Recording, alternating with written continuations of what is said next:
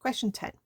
A body, I don't think it means an actual body, is projected at time t is 0 from a point O with speed v in a direction inclined at an angle of theta to the horizontal.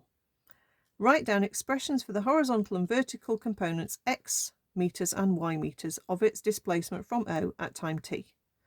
Blimey, there's lots of letters. Basically, it's the projectile question. Okay, so it doesn't actually say it's going upwards. Let's just assume it is. It's easier to do it that way.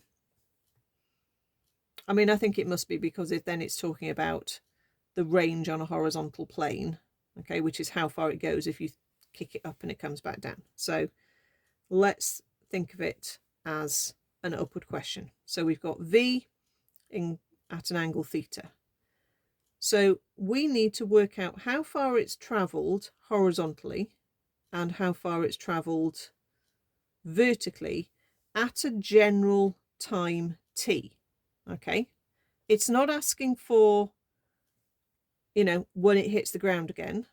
That's part B, right? It just wants a general point. So it's not the point at the top of the flight. It's not the point at the end.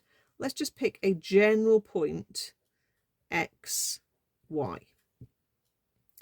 Let's list what we know. So let's do horizontal. So our distance horizontally is this x that we're trying to find. Our acceleration horizontally is 0. Our initial velocity is v cos theta, and our t is t. So it's very letter heavy, this question, but don't let that put you off. S equals ut plus a half at squared gives us x is equal to v cos theta multiplied by t, and because the a is 0, that term disappears. So literally it's just that is what it wants for the horizontal x. It is v cos theta times t, or vt cos theta. Make sure it doesn't look like the t is timesing the theta as part of the angle, that's all. Right, let's do the same idea for vertical. So S this time is y, that's the vertical height we're at this general point. A is minus 9.8, but I've just noticed that they haven't put it as a decimal, they've left it as a G. Sometimes you will see questions that let you put in 9.8 or minus 9.8, and sometimes you'll realise that you should have kept it as the letter.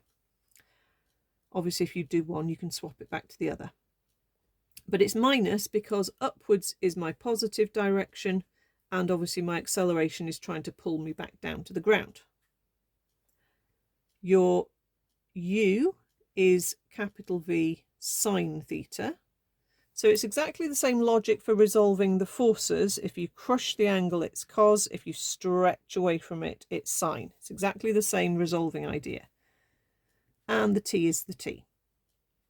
So again, if we use S equals ut plus a half at squared, we will get y equals v sine theta times t plus a half times minus g times t squared. So again, let me just write that as vt sine theta, so it doesn't look like the t's part of the angle. And then let's just pull the minus to the front and have minus a half gt squared.